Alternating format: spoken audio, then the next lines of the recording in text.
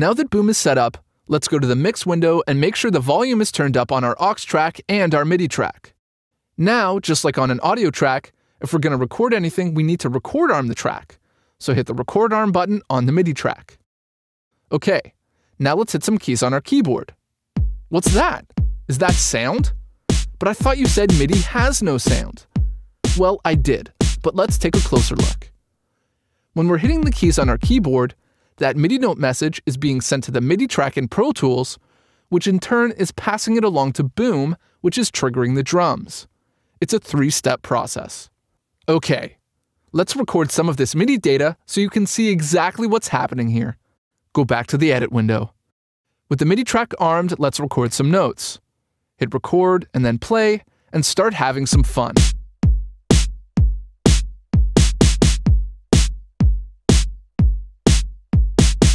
When you're done, hit stop. Now take a look at the MIDI track. This is a graphical representation of the notes you just played on the keyboard. Let's zoom in for a closer look. Enlarge the track. This horizontal note and time display is called a piano roll, and we'll dig into it a little deeper in the next chapter and throughout the Pro Tools series. Starting with Pro Tools 7, this method of using a MIDI track and an aux track was trumped by the instrument track. We can now create an instrument track which combines the two tracks together.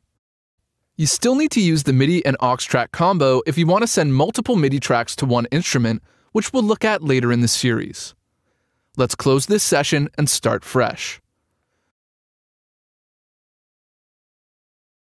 Add a stereo instrument track and a stereo master fader.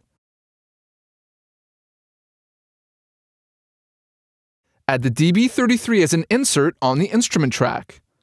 The DB33 is an awesome tone wheel organ simulator. Check out level 4 for an in-depth look at it. Close the DB33. By default, the instrument track is set to look for all MIDI inputs, so we don't have to worry about selecting our controller. Let's go to the mixer and make sure the fader is up. Now arm the track and go back to the edit window.